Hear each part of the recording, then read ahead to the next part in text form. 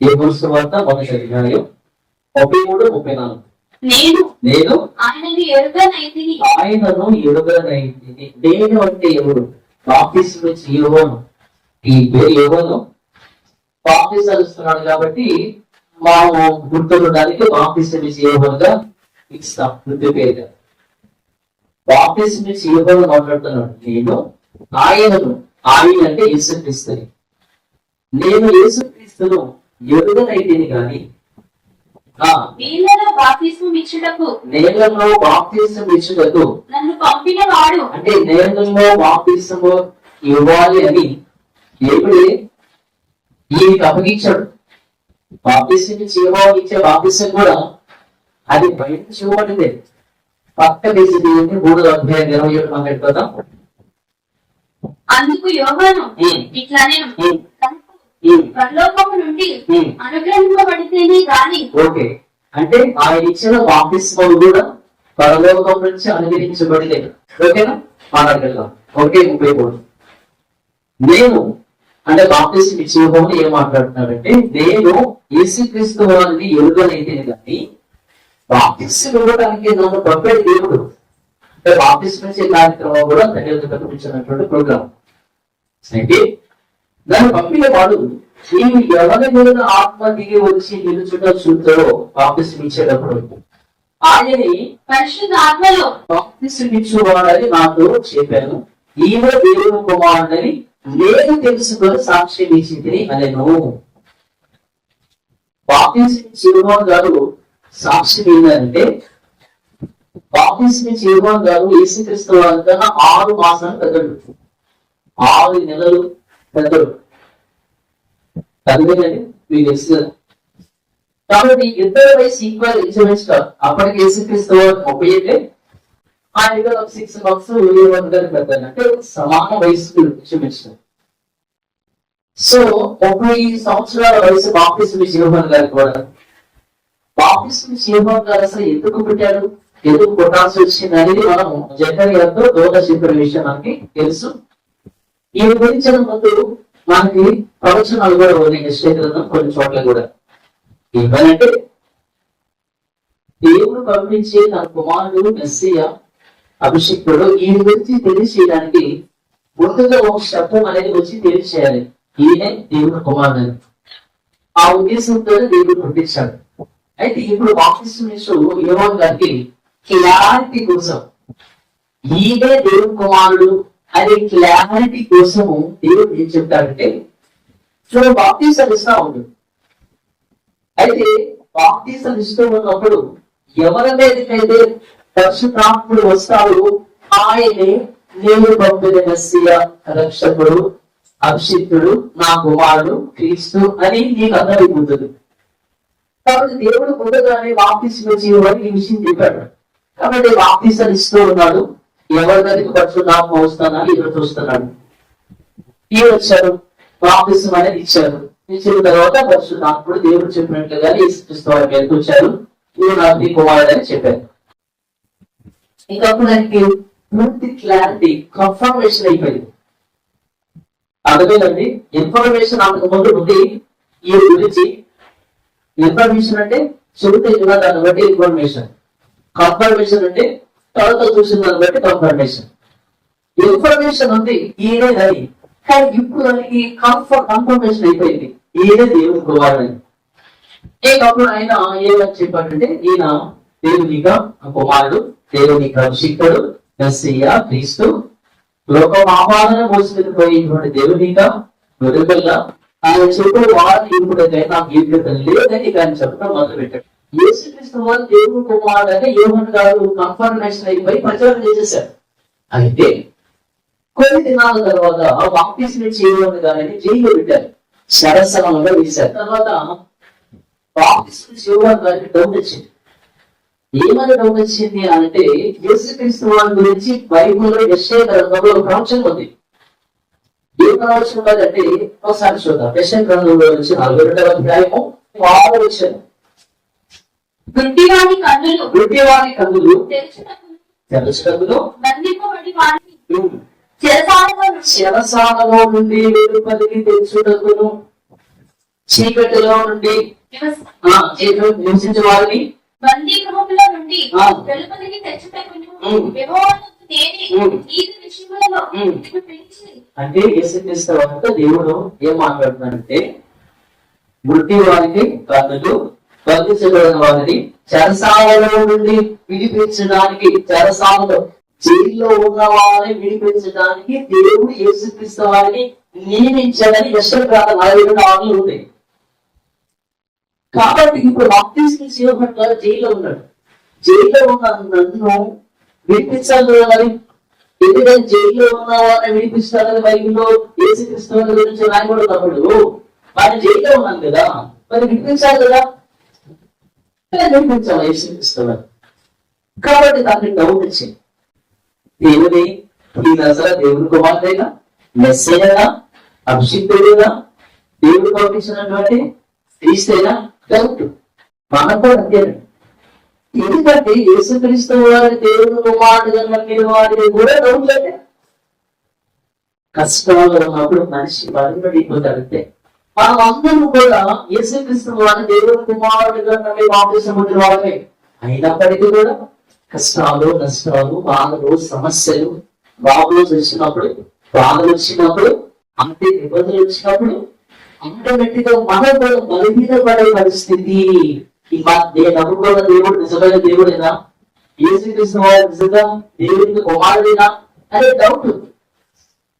అదేనండి, నిజంగా బాప్తిసం పొందిన మనలో కూడా ఈ వాక్యాల గురించి, దేవుడి గురించి, దేవుడి కుమారుడు గురించి డౌట్, సమస్యలు వచ్చినప్పుడు, బాధలు వచ్చినప్పుడు. అలాగే బాప్తిస్మం యోహాను గారికి యేసుక్రీస్తు వారు దేవుని కుమారుడు దేవుడు ఒక్కడనే విషయాన్ని తెలిసినప్పటికీ కూడా శరసాలలో ఉండగానే, కష్టాలు రాగానే, బాధలు రాగానే ఆయనకు డౌట్ వచ్చింది. అనుకోని శ్వాసాన్ని వెళ్ళిపోయాడు బాగా. అందుకని తన శిష్యులలో ఇద్దరున్న యేసుక్రీస్తు వారి దగ్గరికి పంపించి ఏం చెప్పించారంటే, ఎవరు మత్తయి సువార్త రండి 11వ అధ్యాయం. మత్తయి సువార్త 11వ అధ్యాయం వచ్చిన 2. యెహోవాను బాప్తిస్మం పొందారు. చెరసాలలో విని ఆయన జైల్లో విని రాబోవాడు రాబోయే ఆ మెస్సియా, ఆ రక్షకుడు, ఆ క్రీస్తు, ఆ దేవుని కుమారుడు ఇవేనా, ఏదో మరేమైనా కనిపెట్టవాలి నా ఆయనకి గౌరవించింది. ఇక్కడ మరి గుర్తు చెప్పారు కాదు, ఇంకెవరికి గుర్తు చెప్పారు. అయినా డౌటే. ఎంత ప్రాంతం చేసినా, ఎంత భక్తి చేసినా, ఎంత ప్రసంగాలు చేసినా, ఎంత గొప్ప విశ్వాసాలైనా ఆటోమేటిక్ మనకి సమస్యలు రాదనే బయటికి పోయింది. అర్థమవుతుంది. అప్పుడు వింతలాగా మాట్లాడిపిస్తూ ఉన్నది. చూద్దాం పేతుగా ఈ గిన్నెలు కష్టాలు వస్తే అదే వింతానికి మాట్లాడి క్రైస్తవ రైతులు ఖచ్చితంగా బాగులు కదండి మా బిడ్డ. ఇక్కడ ఆ బాప్తిస్మం యోహాను గారికి ఈ ప్రాబ్లం రాగానే వెంటనే యేసుక్రీస్తు వారి దగ్గరికి తన శిష్యులను పంపించి అడిగిస్తాడు, నువ్వు నీకు ఎవరైనా ఎవరి కోసం అని వెయిట్ చేయాలి. యేసుక్రీస్తు వారు మంచి సమస్య చెప్తాడు. వాటిలో ఒక మాట ఏంటంటే వచ్చిన వాడు మరియు ఆ నా విషయమై అభ్యంతర పడని వాడు ధన్యుడు. యేసుక్రీస్తు వారి గురించి అభ్యంతర పడని వాడు ధన్యుడు. అర్థమవుతుందా? అసలు నో డౌట్ అసలు యేసుక్రీస్తు వారి గురించి ఏ మాత్రం కూడా సందేహం అసలు అక్కర్లేదు. అదే ఆయన చెప్పాడు, నా విషయమై అభ్యంతర పడిన వాడు ధన్యుడు చెప్పి స్త్రీలు కనిన వారిలో బాప్తిస్మం యోహాను చాలా గొప్పవాడు కానీ యోహాను కంటే గొప్పవాడు కొట్టలేదని క్షేమంగా మీరే చెప్పుచున్నాం. కానీ అసలు రాక్షసుల సంఘంలో అద్భుతమైన వాడు అతనికంటే గొప్పవాడు చెప్పాడు.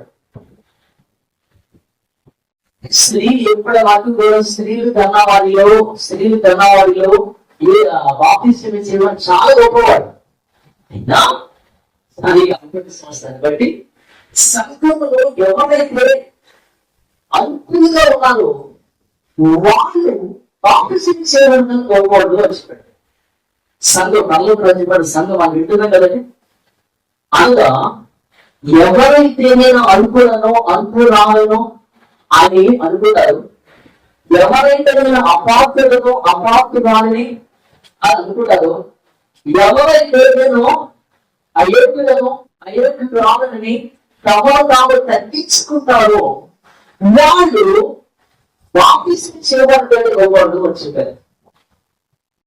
అసలు వాళ్ళ సంఘంలో చేయడానికి ఖచ్చితంగా యేసుక్రీస్తు వారి ప్రసంగంలో మొదటి మాట అది ఆత్మ విషయంలో తగ్గించుకునేవాడు తీవ్రత కలిగిన వాడిని పర్లోక రాజ్యం అని చెప్పాడు. అంటే సంఘంలో ఎవరైతే తాము తగ్గించుకొని అల్పులము, అయోగ్యులము, అపాకులము, దేనికి పనికిరాని వారు, అయోగ్యులు ఎవరికైతే ఉంటారో, ఎవరైతే తాము తగ్గించుకున్నారో వాళ్ళు బాప్తిస్మం చేయాలని కోరుకుంటారు. మరి ఎంతమంది ఇలాంటి తగ్గింపు జీవితం ఉందనేది అనుకున్న ఎవరైతే అనుకుంటున్నారో నీకు అప్పటికోవాలి. దేవుడి రాజ్యంలో దేవుడి సంఘంలో సేవ చేయడం అనేది వ్యక్తి పొందాలన్నది అది గొప్ప భాగ్యం అన్నది. అది ఎవరికి కుదరదు. ఎందుకంటే సంఘంలో తగ్గించుకునే వ్యక్తులు ఎవరు? సంఘంలో వాడు నేనేంటి, నా కెపాసిటీ ఏంటి, నా ఉద్యోగం ఏంటి, నా వ్యాపారం ఏంటి, నా హోదా ఏంటి, నా ఉద్యోగానికి ఏంటి, నా కెపాసిటీ ఏంటి, నా అందం ఏంటి, నాకు లాభం ఏంటని ఆలోచించకుండా ఎవరైతే అంతులో దేవుడి సన్నిధిలో దేవుడి దగ్గర అయోగ్యులను, అపాత్రులను ఎవరైతే అందుకని తాము తగ్గించుకునే సంఘంలో సేవ చేస్తారో, పరిచయం చేస్తారో వాళ్ళు బాప్తిస్మం ఎవరికైనా కోరుకోవడం అని చెప్పారు. అంటే అతని యొక్క అవిశ్వాసాన్ని బట్టి ఎంతగా తను తగ్గించుకొని పరిస్థితి వచ్చిందామో వింటున్నాం. ఇప్పుడు అసలు బాప్తిస్మం చేయమన్న దాన్ని జైల్లో తీశారు. అసలు బాప్తిస్మం చేయమన్న దాని గురించి చేసి ఇలా చెప్పాడు కదా, ఆయన జైలు ఎందుకు తీశారు? ఎందుకు తీశారు మీకు తెలియాలంటే పదవార్త మధ్యాహ్నం అవుతున్నాడు. 3వ వాక్యం 40 గురించి చూస్తే ఎంచుకోవడం న్యాయం కాదని యోగాలు చెప్పగా దేవుడు ఆలోచనతో దేవాలను పట్టుకొని చాలా సార్లు వేయించాడు. అదేనండి బాప్తిస్మం చేయబోదు కాదని జైలు ఎందుకు పెట్టారు అది కనుక మనం అనుకుంటే ఆలోచన చేస్తే ఎందుకు పెట్టారంటే రాజు ఏమన్నాడు, నీకు శ్రమ ఆయన రోజుకున్నావు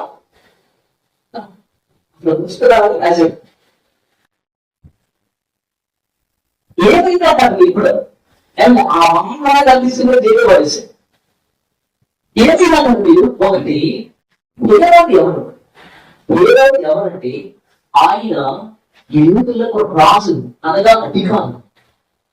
యూదులకు అధికారిని నిర్మించకూడదనేది ధర్మశాస్త్రంలో ఉంటది. అపోస్తులు 23వ అధ్యాయం వచ్చిన 5.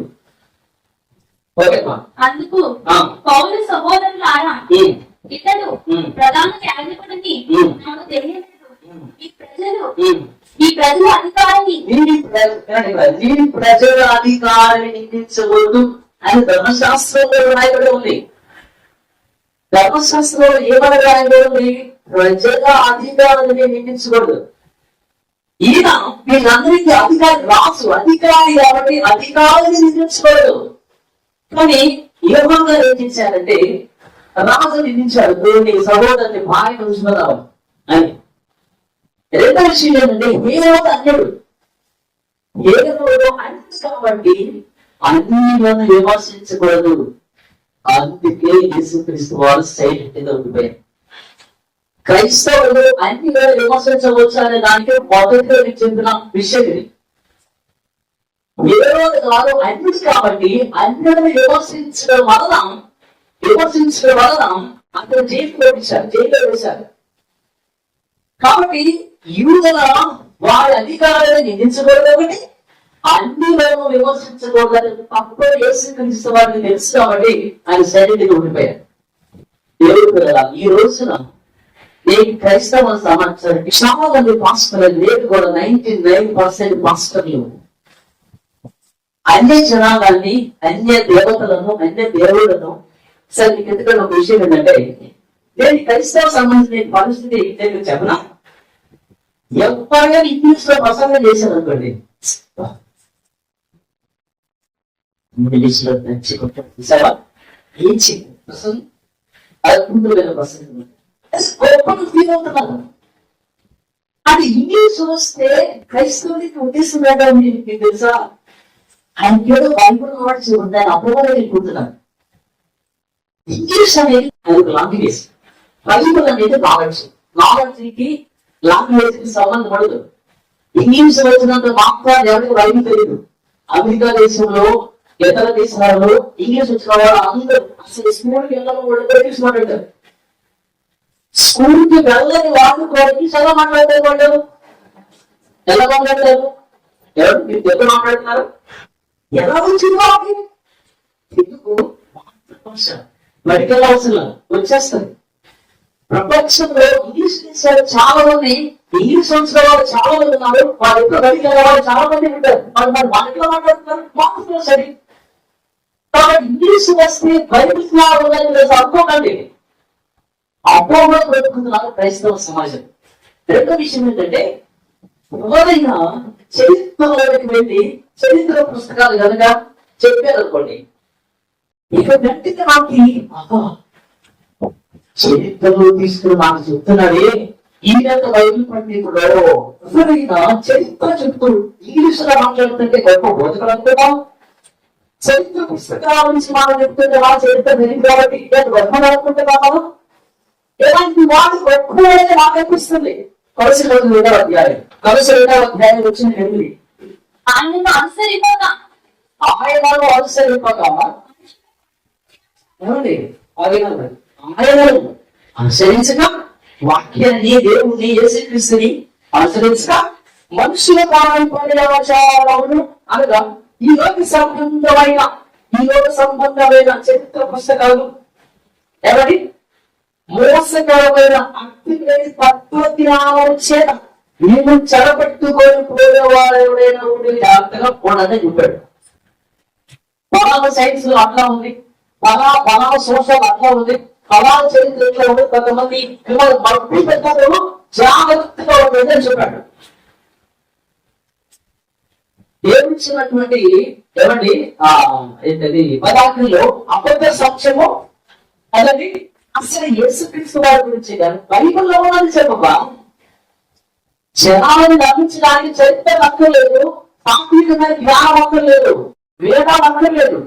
మనుషులు ఏది విని నమ్మి వాపిస్తుండాలంటే బైబిల్ వాక్యం మీదే మనుషులు రక్షణ పొందాలి. బైబిల్ చెప్తుంది ఎన్నిసార్లు మనముడు మొదటి పత్రికలో కూడా కేవలం వాక్యం మీదే, బైబిల్ మీదే జనం రక్షణ రావాలి తప్ప చరిత్ర పుస్తకాలు విని, వేదాలు విని, ఇంకొకటి విని, ఆత్మీయమైన జ్ఞానం విని రక్షణకి వస్తే రక్షణ కాదు.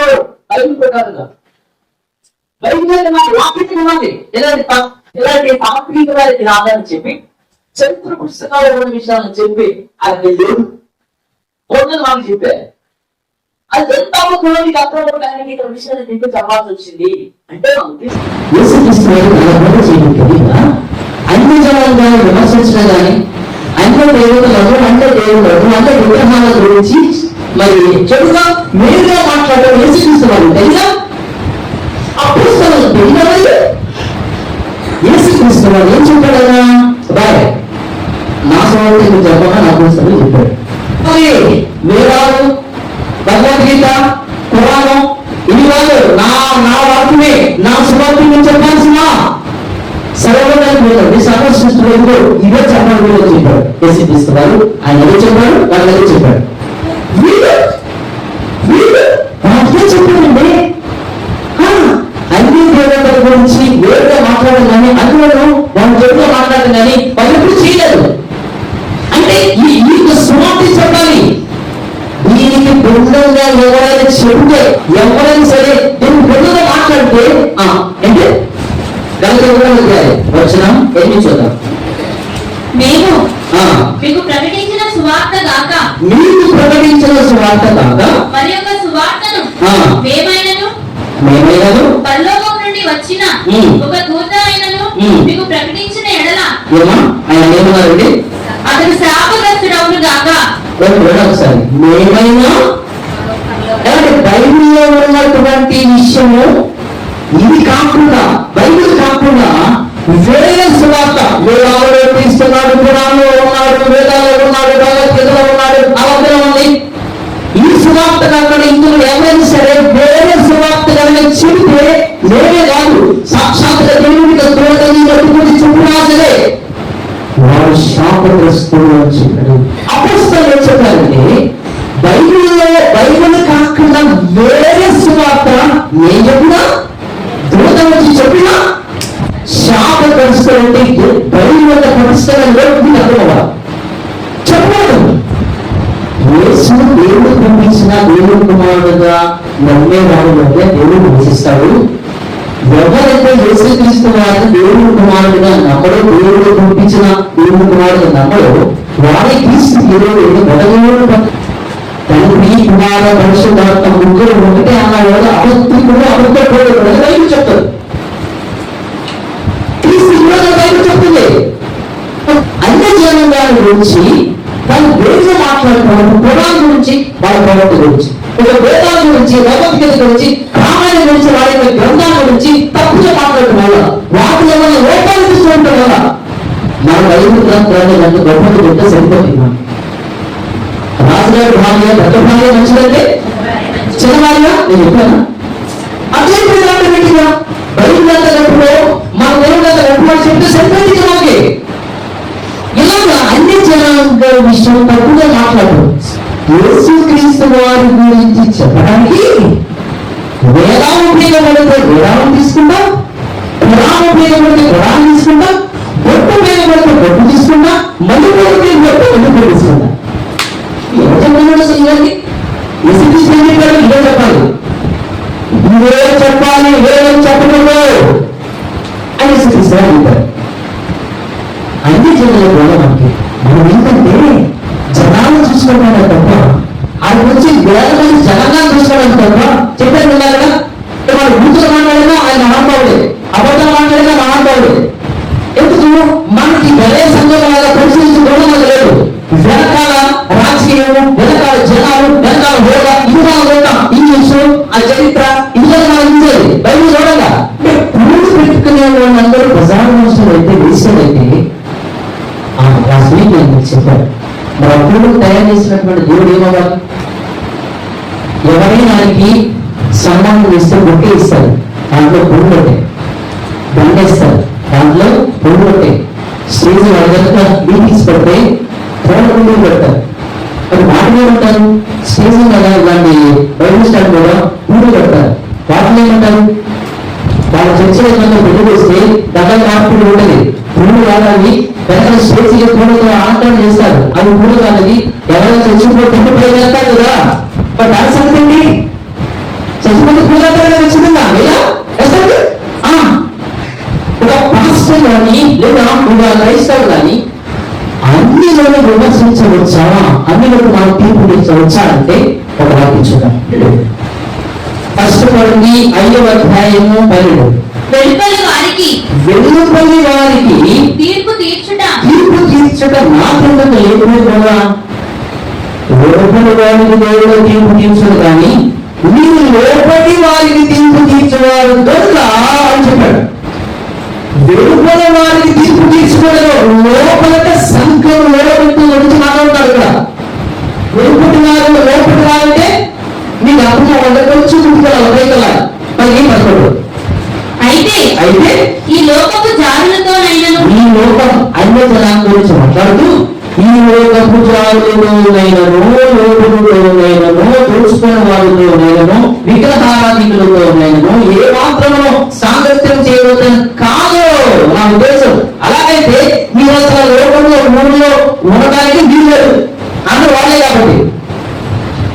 అయితే 11 ఇప్పుడైతే సహోదరుని బాప్తిజం పొంది యేసు నమ్మిన సంఘంలో సంఘంలో సేవకుడుగా పాస్టర్గా సహోదరుడనబడిన వాడెవరైనాను చావుడు గాని, గొడ్డు గాని, విగ్రహారాధికుడు గాని, తిప్పుబొట్టు గాని, తాగుబోతు గాని, దోచుకున్నవాడు గాని అయి ఉన్నట్లయితే అలాంటి వాడితో సాంగత్యం చేయొద్దు, భోజనం చేయొద్దు అని చెప్పాడు. లోకస్తులుగా మీకు సమాధి లేదని వాక్ చెప్తుంది. సంఘంలో ఉన్న వాళ్ళు లోకస్తులా కనుక బ్రతికితే వాళ్ళు సేవ చేయొద్దు అని చెబుతూ ఇప్పుడు చదవాలి. పెరగవచ్చును వెలుపలి వారికి తీర్పు తీర్చడం నాకెందుకు?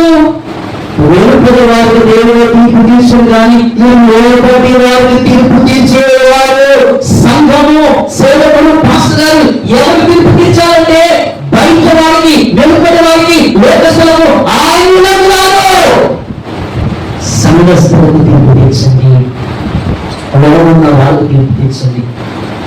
అందుకే దేవుడు పిల్లలారా ఆ మాటలు నా ప్రసంగాలు కనుక మీరు కొన్ని సంవత్సరాల నుంచి మీరు విన్న ఇప్పుడు 600 కూడా మనకి ప్రసంగాలు మీరు ఏ ప్రసంగంలో కూడా అన్ని లేక దేవుని గురించి కానీ అన్ని లేక దేవతల గురించి కానీ విగ్రహాల గురించి కానీ ఎక్కడ నా ప్రసంగంలో ఎక్కువ మాట్లాడదు, అస్సలు మాట్లాడదు. మీకు వెనక్కి చూడవచ్చు సార్,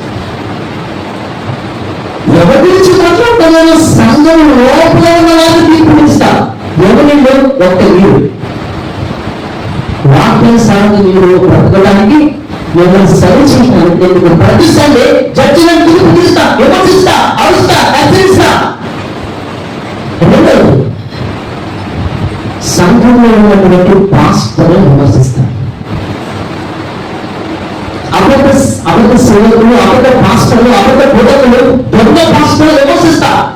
దొంగ వాళ్ళ గురించి నేను ఎప్పుడు మాట్లాడదు కానీ ఉన్నటువంటి సంఘంలో, దేవుల్లో, యేసుక్రీస్తులో, సేవకుల్లో, బోధకుల్లో, బైబిల్ పట్టుకుని ఎంతమంది ఉన్నారో అబద్ధ బోధనలు చూపిస్తా.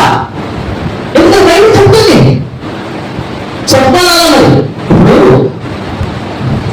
చాలా మంది ఏమంటారంటే వెళ్ళొస్తుంది ఖచ్చితంగానండి, మనము మన యొక్క పిల్లలకి మనం ఏం చేస్తామంటే మంచిగా ఎలా బ్రతుకాలో మనం చెప్తాము, ఏది మంచిగా వాళ్ళకి చెప్తాం. దానికి తోడు ఏది చెడ్డదో ఏది చేసి చెడు కూడా మనం మంచితో పాటు చెడుగా చేసే వాళ్ళకి అర్థమైంది. ఏది మంచి ఆహారమో పిల్లలకు మనం చెప్పినప్పుడు చెడ్డ ఆహారం కూడా వాళ్ళకి మనం ఖచ్చితంగా చెప్తాం. రాజ్యాంగంలో కూడా మంచి చేస్తే పద్మశ్రీ పద్మభూషణ్ ఎలా ఇస్తున్నారు, తప్పు చేసిన వారికి ఎన్ని మాత్రం ఏం శిక్ష వేస్తారు కూడా చెప్తున్నారు. అంటే మంచితో పాటు చెడు కూడా ఖచ్చితంగా మనకు తెలియాలి. దొంగ నోటు మనకు తెలియాలంటే 500 రూపాయలు దొంగ నోటు మనకు తెలియాలంటే మంచి నోటు ఎలా ఉంటుందో నాకు తెలియాలి. దేవుడు ఎలా ఉంటాడో నాకు అర్థమవ్వాలంటే దేని గురించి మనం తెలుసుకోవాలి. నిజమైన పాస్టర్స్ ఎలా ఉంటారో నాకు అర్థమవ్వాలంటే దొంగ పాస్టర్లు కూడా మనం తెలుసుకోవాలి. ఇవన్నీ బైబిల్లో ఉన్న విషయాలు. కాబట్టి చాలా మంది అనే విషయం ఏంటంటే మీ పాస్టర్ గారు మాట్లాడితే ఆ పాస్టర్ని, ఈ పాస్టర్ని, ఆ పాస్టర్ని, ఈ పాస్టర్ని, ఆ సంఘాన్ని, ఈ సంఘాన్ని విమర్శిస్తా, ప్రశ్నిస్తా ఉంటాడు. ఎందుకంతా అని చెప్పి చాలా మంది నిజమే, నేను ప్రశ్నిస్తాను. ఆ ప్రసంగాలు మొత్తం ప్రశ్నలే. వెనక్కి ప్రతి ప్రసంగం ప్రశ్నలే, ప్రతి ప్రసంగం ప్రశ్నలే. సమాజాన్ని ప్రశ్నిస్తున్నా, పాస్టర్ని నేను ప్రశ్నిస్తున్నా. ఇది మంచిగా నేను ప్రశ్నించడం తప్పనుకుంటే యేసుక్రీస్తు వారు తప్పే చేశారు. ఎందుకు 12 సంవత్సరాల వయసులో సమాజాన్ని శాస్త్ర పరిసరాన్ని ఉంచబెట్టి ప్రశ్నించినట్ట. బైబిల్ ఎలా ఉంటే మీరు అలా ఎందుకు చేస్తున్నారు అని. ఈ రోజున చాలా మంది ఉంటే ప్రశ్నించడం నేను చేసేటువంటి తప్పని మీకు అనిపిస్తే, సమాజానికి అనిపిస్తే యేసుక్రీస్తు వారు తప్పే చేశారు. ఈ పదార్థంలో లాస్ట్ ఇయర్ మనము మీటింగ్స్ అంటే మొన్న 1 month 2 months మీటింగ్స్ పెట్టాము కదా. టాపిక్ ఏం చెప్పండి? క్రైస్తవులు పాటించేది ఆచారాల ఆజ్ఞల. ప్రశ్న, అది కూడా ప్రశ్న. సో నా ఇక ఆ 3 దినాల టాపిక్ ఏంటంటే వాళ్ళకి ఇప్పుడే దాన్ని పడుతున్నారు కదా క్రైస్తవులు. వాళ్ళు ఎప్పుడంటే ఇప్పుడు పండగలు చేస్తున్నారు, మనుషుల పద్ధతులు పాటిస్తున్నారు, అన్ని ఆచారాల వల్ల పాటిస్తున్నారు. ఇప్పుడు అబ్బాయి ఇచ్చి ఇవన్నీ మనుషులు నియమించిన పద్ధతులు, అన్ని ఆచారాలు, ఈ పండగలు ఇవన్నీ కూడా వాళ్ళకి బైబిల్ లేదు అని చెప్తే ఎట్లా? వాళ్ళు ఎన్నో వాళ్ళ బతిగా వాళ్ళు బతుకుతున్నారు, వాళ్ళ బతిగా వాళ్ళు చేసుకుంటున్నారు. మీరు వాక్యానికి భిన్నంగా ఉన్నారనేది అబ్బాయి అలా చెప్పేందుకు? వాళ్ళ బతిగా వాళ్ళు బతుకుతున్నారు కదా, వాళ్ళు చెప్పకూడదు. అబ్బాయి అంటే అబ్బాయి అనేది తప్పు కాబట్టి అలా తప్పుడు వాళ్ళు ఉండకూడదని చెప్పేసి దేవుడి గారు నిమిత్తం. సరే నిమి వచ్చేసిన తర్వాత రక్తం రాసుకుంది. వెంటనే దేవుడు ఏం మాట్లాడేది? ఆ పిల్లవాడు కుర్రాడుతో పిల్లలతో కలిసి ఎంజాయ్ చేస్తున్నాడు. ఈ వయసులో ఎంజాయ్ చేయమని ఎప్పుడు చేయాలి మరి? నువ్వు అట్లా మాట్లాడతా తప్పు. ఆ పిల్లలు అట్లా మనం అనుకోడు. దేవుడు చూసుకుంటాడు. రక్తవాది యొక్క దృష్టిలో నిన్ను తప్పు చేసినందుకు తప్పు కాదు, నువ్వు చేస్తున్న తప్పని పెద్దోడు చెప్పినందుకు అది తప్పైంది. రక్తవాసి ఈ వాసికి నీకు అర్థమైందా? నిన్ను తప్పు చేసింది రక్తవాసి తప్పు అనిపించట్లేదు. తప్పు నాన్న సరి చేసుకోమని దేవుడు చెప్పినందుకు రక్తవాసి తప్పైంది.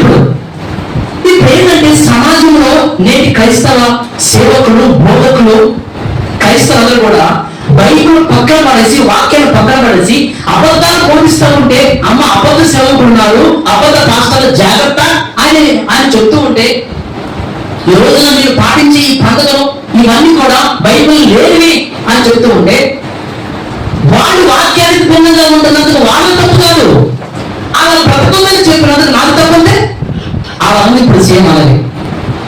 యేసుక్రీస్తు వారు చిన్నప్పటి నుంచి సమాజాన్ని ప్రశ్నించాడు, మీరు చేసేది తప్పని. ఒక్కొక్కరిని మామూలు కాదు, శాస్త్రులు పరిచయం గురించి మా దగ్గర చాలా నేను మీకు చెప్పనండి. మీరు సున్నం కొట్టిన సమాధులు మీరు పదవులు వెళ్ళే వాళ్ళు పోలేదు. మీరు ఏమండి, మీరు వినలేక ఎల్లరు మీరు దోచుకుంటారు, అది దేవుతారు, వేసదాలని చెప్పేసి వాళ్ళు భయంకరంగా మాట్లాడుతూ సూచికరించి ఏమన్నారండి? మీరు వ్యభిచారంలో ఉన్నాడు, వ్యభిచారం చేసేవాళ్ళే సూచికలు అడుగుతారు అని శాస్త్ర పరిచయం చేసేవాడు. వ్యభిచారం అంటే ఇంకా ఇంత భయంకరంగా మాట్లాడాడు. అబద్ధ సేవ అంటే మనుషుల యొక్క ఉద్దేశం ఎట్లా ఉంటుందో మీకు అర్థం. అబద్ధ బోధనలు చేసి క్రీస్తు వారి ఎండబెట్టాడు బయట మామూలు కాదు. ఏమండి, సిగరెట్ తాగేవాడు వలన వాడికే నష్టం జరుగుతుంది, మందు తాగేవాడు వలన వాడికే నష్టం జరుగుతుంది. కానీ పేకాట, జూదము, బెట్టింగ్ ఆడేవాడికి వాడితో పాటు వాడి కుటుంబాన్ని కూడా వాడు నాశనం చేస్తున్నాడు. వాడితో పాటు కుటుంబానికి కూడా హాని కలుగుతుంది, నాశనం చేస్తున్నాడు. కానీ ఒక అబద్ధ పాస్టర్ వల్ల ఒక్క కుటుంబం కాదు, కుటుంబాలే. తీర్థ పత్రిక మాట్లాడారు. తీర్థ పత్రిక 1:11 వారి నోళ్ళు మూయింపవలెను. అబద్ధ బోధకుల గురించి మాట్లాడుతూ వారి నోళ్ళు మూయించండి. ఎందుకు? అట్టి వారు బైబిల్లో లేని విషయాలని ఉపదేశింపకూడని వాటిని దుర్లాభం, డబ్బు కోసం, కాంతుల కోసం, దశమ భాగాల కోసం, ఏమండి చందాల కోసం, దుర్లాభముల కొరకు ఉపదేశింపకూడని వాటిని దుర్లాభముల కొరకు ఉపదేశించు కుటుంబాలనే సర్వ పాడించున్నారు. మీరు ఎక్కడున్నా కదా, ఒక చూడగారి వలన, ఒక బెట్టింగ్ తీసిన వాడి వలన వాడి ఫ్యామిలీకే నష్టం. ఒక దొంగ పాస్టర్, అబద్ధ పాస్టర్ వలన కుటుంబాలే సర్వనాశనం అయిపోయింది. ఈ రోజున వాళ్ళ గురించి మనం చెప్పాలంటే మరి ఏమంటే అందుకే ఇది ఎప్పుడైనా అబద్ధ బోధన గురించి కానీ బయట నేను వాక్సిన్ పెడితే నాకు సమాచారం కూడా వచ్చింది బయట నుంచి. ఏమని? అబద్ధ పాస్టర్ల గురించి మీరు చెప్పకుండా మిగిలిన వాక్యం గురించి చెప్పుకోండి. అర్థమైందా? చెబితే వాళ్ళ ప్రాబ్లం, సమాజానికి ప్రాబ్లం కదా. ఎవరికి చెప్పకూడదు.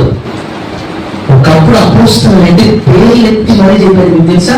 దానికి ముందు పేరు చూడండి, 4:14 4:14 నాకు చాలా అలెగ్జాండర్ అన్కంసరీ వాడు నాకు చాలా కీడు చేశాను, అతని కీడు చొప్పున ప్రతిఫలమిస్తాడు ఖచ్చితంగా. పేరు చెప్పి మరి జాగ్రత్త, అతని విషయమే నువ్వు జాగ్రత్తగా ఉండు. అతను మా మాటలను అవలంబించాడు, నువ్వు జాగ్రత్త వాడి గురించి. కొంచెం ముందు పేసి కదండి, 2వ అధ్యాయము 17 చూద్దాం. కొరుకుకుంటూ ప్రాకినట్లు వారి మాటలు ప్రాకును. అబద్ధ బోధకుల గురించి మాట్లాడుతూ వారి హృదయమయ్యును ఫిలంతులు కూడా ఉన్నారు, వారు పునరుద్ధానం గతించదని చెబుతూ వాక్యం విషయం తప్పిపోయి కొందరు విశ్వాసం చెప్పుచున్నారు. అబద్ధ బోధకుల యొక్క పేర్లు కూడా ఎవరు పురుషులు ఫిలెతు అబద్ధ బోధకుల పేర్లు అని చెప్పారు. చెప్పగలరు ఏంటంటే మరి మీరు అసలు నేనైతే పేర్లు చెప్పాలండి ఎక్కువ ఏమంటే మానేశాను. ఈరోజు ఈ సీసాట్ ఈ టాపిక్ మీద ఉండాలని అబద్ధ బోధనలు ఖండించు. అదే తీతు 2:15 సేవకులకు దేవుడు చెప్పిన విషయం ఏమండి? తీతు పత్రిక 2:15 వీటిని గూర్చి బోధించుచు అబద్ధ బోధకుల గురించి బోధించుచు హెచ్చరించుచు బాగా సంపూర్ణ అధికారంతో దుర్బోధను ఖండించుచు ఉండవు.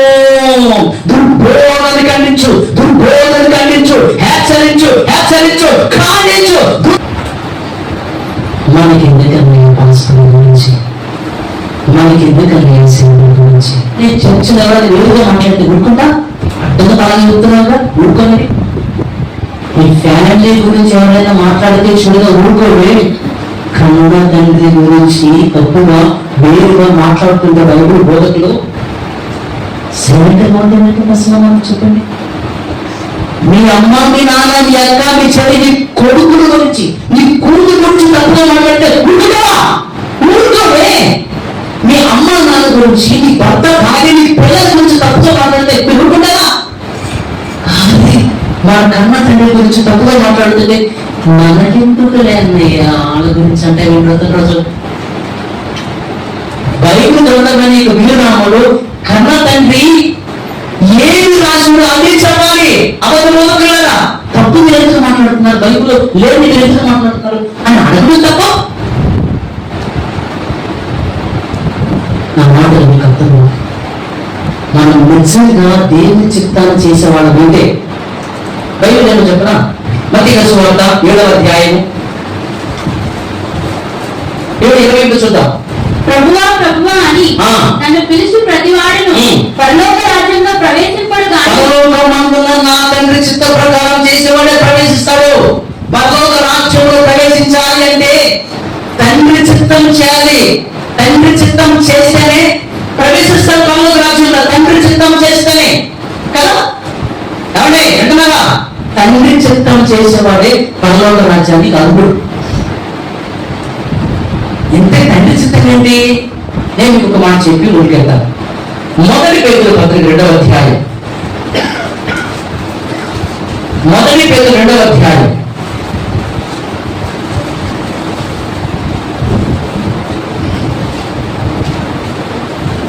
ఫస్ట్ పీటర్ 2:15 చూద్దాం. ఏలయనగా 1 పీటర్ 2:15 చూద్దాం. ఏలయనగా మీరిట్లు ఇంకా తెస్తాను ఏమన్నారు మహానుభావుడు. 1 పీటర్ 2:15 ఏలయనగా మీరిట్లు యుక్త ప్రవర్తన గలవారై అజ్ఞానులుగా మాటలాడు మూర్ఖుల నోరు మీద దేవుని చిత్తము. ఎందుకు ఏమన్నా కొత్త రాజు దేవుని చిత్తం చేసేవాడే పర్లోక రాజ్యానికి వారసుడు అర్హుడు కదా కదా. ఇక్కడేముంది అజ్ఞానముగా మాట్లాడేవాడి యొక్క మూర్ఖుల నోరు మీద దేవుని చిత్తం. దేవుని చిత్తం చేసేవాడే పర్లోక రాజ్యానికి వారసుడైతే అర్హుడైతే ఏం దేవుని చిత్తం? అజ్ఞానం అంటే జ్ఞానం అంటే బైబిల్, అజ్ఞానం అంటే బైబిల్కి భిన్నంగా వాక్యానికి భిన్నంగా ఎవరైతే మాట్లాడతాడో అజ్ఞానంగా మాట్లాడేవాడి యొక్క నోరు మూర్ఖని నోరు ఉపయోగించడమే దేవుని చిత్తం అని మీరు చెప్తూ ఉంటే రత్నాలు ఏమంటాడు? మనకెందుకు ఉన్నాయా పాస్టర్ గురించి? అందుకే పాస్టర్ అడుగుతుంటే ఎలా చదివి చక్కగా రోజులు పెట్టి కడుపులు ఇచ్చి బట్టలు ఇచ్చి భోజనాలు పెట్టి వందనాలు చెప్తేనే పాపమైన బైబిల్ చెప్తుంటే ఇవన్నీ చేస్తే తెలియని వాళ్ళు చెప్పినా పర్వాలేదు, మీకు తెలిసినా ఉంటే దాన్ని ఎవరైనా కూడా అడిగింది. ఇంతగా టాపిక్ ఇక్కడ విషయం ఏంటంటే దేవుని పిల్లలారా నా గురించి నేను మీతో ఏం చెప్పాలనుకుంటున్నానంటే నేను తీర్పు తీరిస్తే సంఘంలో మీకు తీర్పు తీరుస్తాను, అబద్ధ బోధ చేసే వాళ్ళకి తీర్పు తీరుస్తాను అదే బైబిల్ చెప్తుంది. మనం వెళ్దాం 1 కొరింథీ పత్రిక 5వ అధ్యాయం వెళ్దాం. సరే మనం తీర్పు మనకి ఎవరు తీర్చాలనే విషయం గురించి ఇవన్నీ మాట్లాడదాం వచ్చానని ఇప్పుడు 1 కొరింథీ 5వ అధ్యాయము 1 కొరింథీ 5వ అధ్యాయం 12 చూద్దాం. వెలుపలి వారికి వెలుపలి సంఘానికి వెలుపల వారికి ఏమా అన్యులకు అన్య లోకస్తుల గురించి మాట్లాడుతూ అన్ని మాట్లాడుతూ వెలుపలి వారికి అనగా అన్య జనానికి తీర్పు తీర్చిన నాకెందుకు వారే లేదు కూడా వెలుపలి వారికి దేవుడే తీర్పు తీరుస్తాడు. మీరు లోపలి వారికి తీర్పు తీర్చాలి. అందుకని సంఘంలో నీకు తీర్పు తీరుస్తాను. సంఘంలో సమాజంలో ఉన్నటువంటి అబద్ధ బోధకులు ఉన్నదే వారికి తీర్పు తీరుస్తాను. కదా నేను ఎప్పుడు కూడా అన్య దేవుడి గురించి కానీ అన్య దేవతల గురించి కానీ నేను మూడో పెద్దవాడు చెప్పినప్పుడు అన్యులు వాళ్ళ ఆచారాలు వాళ్ళు చేసుకుంటారు. ఎందుకని వాళ్ళ గ్రంథాలు అలా ఉన్నాయి కాబట్టి వాళ్ళు అలా చేసుకుంటారు, వాళ్ళకి న్యాయం. కానీ క్రైస్తవ మీరు కూడా అన్ని ఆచారాలు పాటిస్తారు కదా, అది కూడా చెప్పిన ఆలోచన అక్కడ మనకి అన్ని గురించి ఆలోచన మనకి అసలు మాట్లాడకూడదు. వెలుపడి వారి గురించి మనం మాట్లాడకూడదు. వాళ్ళ దేవుడి గురించి, వాళ్ళ విగ్రహాల గురించి, వాళ్ళ వేదాల గురించి, వాళ్ళ గ్రంథాల గురించి, వాళ్ళ పుట్టును మనకు సంఘంలో వారికి తీర్పు తెచ్చండి. అబద్ధ బోధనలకు తీర్పు తెచ్చండి, విమర్శించండి వాళ్ళని. కానీ వెలుపడి వారికి అన్య విషయంలో మాట్లాడకూడదు. సంఘం కానీ పాస్టర్లు కానీ వెలుపడి వారి పట్ల మనం ఎలా ఉండాలో బైబిల్ చెప్తుంది. కొలస్సీ పత్రిక 4వ అధ్యాయము వచనం 5. సమయము పోనీయక సద్వినియోగం చేసుకొనొచ్చు. సంఘమునకు వెలుపటి వారి ఎడల, సంఘమునకు వెలుపటి వారి, యేసు ఎరుగని వారు, దేవుడు ఎరగని వారు, ఏమండి దేవుడికి రాని వారు, క్రీస్తు ఎరుగని వారు, సంఘానికి వెలుపటి వారి ఎడల జ్ఞానము కలిగి నడుచుకోండి. ప్రతి మనుషులకు ఎలాగో ప్రత్యుత్తరం ఇవ్వనో అది మీరు తెలుసుకుంటే మీ సంభాషణ ఉపయోగించినట్టు ఎల్లప్పుడూ రుచికలది కాదు కృపాశీలంగా ఉండాలి అని చెప్పాడు. సంఘము వెలుపటి వారి అట్లా జ్ఞానంగా నడుచుకోవాలి. ఎలా? మొదటి దశ పత్రిక 4వ అధ్యాయము 10 వాక్యం చదువుదాం. కాకుండా అలాగని మాసిదోనియంతటా ఉన్న సహోదరులందరినీ మీరు ప్రేమించుచున్నారు. సహోదరులారా, మీరు ప్రేమయందు మరి ఎక్కువగా అభివృద్ధి నొందుచుండవలెననియు. సంఘమునకు వెలుపటి వారిలో మర్యాదగా నడుచుకొనుచు మీకేమీ కొదవలేకున్నట్లు నేను మీకు ఆజ్ఞాపించిన ప్రకారం మీరు పరుల జోలికి పోగా. నోటీస్ పై అంటలేదు. ఎంత ఒక మాటగా దేవుడు రాణించారు.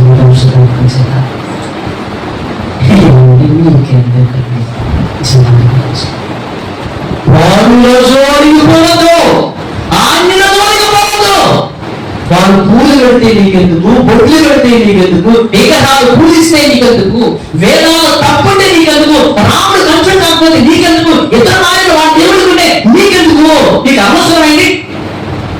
సంఘము వెలుపటి వారి ఎడల మర్యాదగా నడుచుకోవాలి. ప్రభువుల జోలికి పోవద్దు. ఈ రోజున వీళ్ళు ఒక మాస్టర్ గారు ఈ పువ్వుల గురించి మాట్లాడటం వల్ల కొంతమంది ఈ యొక్క ఆ హిందువుకు సంబంధించినటువంటి ఈ మతోన్మాదులు ఏమని వెళ్తున్నది ఖచ్చితంగా మాట్లాడుతున్నారండి. మరి అసలు వినడానికి మనకి ఒక రకంగా ఉంది. ఒక రోమా సైనికుడు విషయాలు చేస్తే యేసుక్రీస్తు వారు పుట్టాడు. పరిశుద్ధాత్మతో ఆయన అసలు నాకు అమౌంట్ అవుతుంది. ఇలా రకరకాలుగా పచ్చిగా మహిళ గురించి ఎంత దారుణంగా మాట్లాడుతున్నారండి. ఈ రోజున యేసుక్రీస్తు గురించి ఎంత నీచంగా మాట్లాడుతున్నారండి. ఎందుకు కారణం చెప్పండి? ప్రభువు చూడక మనము పోవడం లేదు కదా. ఏమంటే గోడకు బాగు ఎలా వేస్తే మనం తిరిగి మనం నిరూపిస్తాం. నువ్వు దూషిస్తే వాళ్ళని మనం దూషిస్తాం. బైబిల్ ఏమంటే దూషణగా ప్రతి నువ్వు దూషిస్తే వాళ్ళు కూడా దూషిస్తారు. నువ్వు అరిస్తే వాళ్ళు అరుస్తారు. నువ్వు తప్పుగా మాట్లాడితే వాళ్ళు తప్పుగా మాట్లాడతారు. నీ గ్రంథాలు తప్పంటే నీ గ్రంథాలు తప్పంటారు. నువ్వు ప్రేమించు, వాళ్ళని ప్రేమిస్తావు. నువ్వు ఆదరించు, నువ్వు వాళ్ళు కూడా ఆదరిస్తారు. సంఘము వెలుపటి వారి ఎడల మర్యాద చేసుకోవాలి తప్ప నీవు పౌరలో నీకు పోవద్దు అని చెప్పాడు. ఈ రోజున పాస్టర్ల పరిస్థితి ఒక ఆయనండి ఈ పాస్టర్ల మొత్తాన్ని సవాలు విసిరాడు. ఏమంటే ఏ పాస్టర్ అయినా సరే మా గ్రంథాల గురించి చెప్పకుండా, మా దేవుడి గురించి చెప్పకుండా, అన్యుల గురించి చెప్పకుండా, అన్ని ఆచారాల గురించి మాట్లాడకుండా సైలెంట్ గా వాడి బైబిల్ మీద వాడు చెప్పుకుంటే కనుక ఏ పాస్టర్ కనుక వెళితే నేను ఇప్పుడే బాప్తిసం పొంది దేవుడు అనుకుంటానని చెప్పాడు. ఒక వ్యక్తి అండి, ఆయన పేరేదో ఉంది. ఎవరికి ఏ పాస్టర్ సరే హిందువుల జోలికి రాకుండా, దేవుడి గురించి మాట్లాడకుండా, ఎవరికి మా గ్రంథాల గురించి ఎవరైతే వాళ్ళ బైబిల్ చెప్పుకుంటారో నేను ఇప్పుడు బాప్తిసం పొందుతానన్నాడు దేవుడు. 99% ఈ రోజున పాస్టర్లు వాక్యం చెప్పాలంటే ఎవరు బైబిల్ తెలిసిన వాడు ఎవరు కూడా వారి గురించి గురించి మాట్లాడు. వాడు బైబిల్ తెలియదు కాబట్టి పెద్ద కథలు, కల్పనా కథలు, వాళ్ళ గురించి వీళ్ళ గురించి ఆ గ్రంథాలు అట్లా ఉంది, ఈ గ్రంథాలు ఇట్లా ఉంది, ఆ దేవుడికి ముగి వాయలు పరాణాలు గోపికలు. సంఘము వెలుపటి వాడి ఎడల మర్యాద నడుచుకో, పౌరుల జోలికి అన్యుల జోలికి పోవద్దు. ఆజ్ఞ ఇదే. మరుగుపడి వాళ్ళు నీకెందుకండి, చూడడం వాళ్ళు నీకెందుకండి, అసలు తప్పు కదండి. 250 కేసులు ఆయన ఎత్తుపడి కూడా వాళ్ళ గురించి మాట్లాడాలి తప్పుగా ఎన్నో మంది ఆయన లేదు, ఎన్నో మంది ఎందుకండి వెళ్తే మనం మేము వెనకాల జనాంగా చూసుకుంటాం తప్ప వాళ్ళు చెప్పే బోధన మనం చూస్తాం. మీకు అనిపించవచ్చు కనిపిస్తాను దేవుడు వాళ్ళు బాగా ఉంటున్నారు, వాళ్ళు మాట్లాడటం వల్ల చిన్న చిన్న పాస్టర్ల మీద ఈ ప్రభావం అనేది ఈ రోజున వాళ్ళు మన మీద ఎందుకు వస్తున్నారు, ఎందుకు అంటే మతం మనం ఎందుకు విడిచిపడుతున్నారంటే వాళ్ళని బట్టి వీళ్ళు కూడా ఒకసారి మనకి అనిపించవచ్చు. అంటే నిజం చెప్పినా వాస్తవాన్ని చెప్పినా మనకి ప్రాబ్లమ్స్ ఉండవా అని అంటే నిజం చెప్పే ప్రాబ్లమ్స్ ఉండవు. నేను చెప్తున్నాను, ఉండవు. నేను 25 ఏళ్ళ నుంచి 25 ఏళ్ళకి పైన నేను ముందు సేవ చేస్తున్నాను. 25 ఏళ్ళు దాటిని ఇన్ని సంవత్సరాలు అంతకుముందు నేను పెదవడ్డలో అన్ని మంది సేవ చేశాను. ఎన్ని సంవత్సరాలు 27, 28, 29 సంవత్సరాల నుంచి నేను సేవలో ఉన్నాను. చూడండి నడపడతాను కానీ ఎప్పుడో ముందే పెట్టాను. ఎందుకంటున్నాను, ఇన్ని సంవత్సరాల నుంచి నేను సేవ చేస్తుంటే ఒక్క అన్యుడు కూడా నా గురించి చెడుగా మాట్లాడలేదు, తప్పుగా మాట్లాడలేదు. మీరు నా గురించి మాట్లాడిందల్లా కూడా చెప్పినా క్రైస్తవులే. ఇన్ని సంవత్సరాలలో క్రైస్తవం అబద్ధ పాస్టర్లు, అబద్ధ సేవకులే రాజుబాబు గురించి తప్పుగా మాట్లాడుతూ వచ్చారు. కానీ ఇన్ని సంవత్సరాల్లో ఒక్క అన్యుడు కూడా నా గురించి నా గురించి తప్పుగా మాట్లాడలేదు. ఎందుకంటే నేను బైబిల్ పాటించేవాడు కాబట్టి వాళ్ళ జోలికి పోవు. దేవుడు చెప్పాడు వాళ్ళ జోలికి పోవద్దని. కానీ జనాలు ఏమంటున్నాను, వాళ్ళ జోలికి వెళ్ళచ్చు కానీ పాస్టర్ల జోలికి మాత్రం రావద్దండి. రాజుబాబు పాస్టర్ల జోలికి వస్తున్నాడు అంటున్నాను, పాస్టర్ల జోలికి రావద్దు కానీ అన్ని జోలికి పోవచ్చు అంటున్నాను. వీళ్ళు బైబిల్ ఏం చేస్తాను అసలు అన్నిల జోలికి పోకూడదు, వాళ్ళు విమర్శించకూడదు. క్రైస్తవుని తీర్పు తీర్చాలి, చేసిన వాక్యానికి బిడ్డలు ఖండించాలి, ముందుకు చెప్పాలని అందుకని బాప్తిసం చేయడానికి చెరసాలు వేసినా విడిపించడానికి యేసుక్రీస్తు వెళ్ళకపోగా రాష్ట్రాలు ధర్నాలు బంధువులు లేదా యేసుక్రీస్తు వారు తలకాయ నరికేసినా ఏమండి ఆ విడిపై గొప్పనే ఆ తలకాయ తీసుకెళ్ళి ఆయన అంటించరా ఆ పని చేయడాడు యేసుక్రీస్తు వారు. 3 దినాల నుంచి శవం లోపలే ఉంటే సమాధిలో ఉంటే లేపాడే, తలకాయ అంటించడా ఆయన బంధం చేయలేదే ఏ రోజు లేదా. ఆ విషయం తెలిసి యేసుక్రీస్తు వారు ఏం చేయాలి మీకు తెలుసా? తెలుసు. మత్తయి సువార్త 14:12 అంతటా యోహాను శిష్యులు వచ్చి అంతటా వచ్చి శవమును ఎత్తుకొని పోయి ఆ. పాతి పెట్టి ఆ. యేసునొద్దకు వచ్చి యేసునొద్దకు వచ్చి తెలియజేసి యేసు ఆ. ఆ సంగతి విని ఆ సంగతి విని సైకిల్ బంధువులు యేసు ఆ సంగతి విని సైలెంట్ గా దోణి ఎక్కి అక్కడ నుంచి అన్ని ప్రదేశానికి ఏకాంతంగా వెళ్ళను. సైలెంట్ గా వెళ్ళి ప్రార్థన చేస్తున్నాడు దేవుడి దగ్గరికి. ఇంకా ఆయన ఏం చెప్తాడు? అంతకి మించి చేయకూడదు. సమాజంలో ఒక సేవకుని చంపేస్తే ఈ రోజున ప్రతి పాస్టర్ నోటి వెనక రాలేదు. పైగా మన పిల్లాలి, మన సేవకులం, మన పాస్టర్లం తప్పు వెళ్ళకూడదు, వెళ్ళలేదు. ఎందుకంటే యేసు ఏం చేశాడు? ఏ హోమ్ సర్వీస్ ఆయన ఏం చేశాడు? బంధువులు చేశాడా? రాష్ట్రంలో చేశాడా? సైన్ చేశాడు? ఆయన బంధువులు చేశాడా?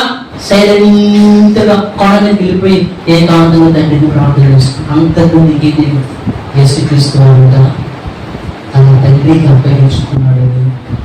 పేతురు తన పత్రికలో రాస్తూ, మీరు కూడా సమస్యలు వస్తే న్యాయంగా తీర్పు తీర్చి దేవుడికి అప్పగించుకున్నాడు. సంఘం ఎలా ఉండాలంటే, సంఘంలో ఎవరైనా కనుక హత్య చేస్తే ఎలా ఉండాలో మీకు తెలుసా? ప్రకటన 2వ అధ్యాయము, ప్రకటన గ్రంథం 2వ అధ్యాయము 13.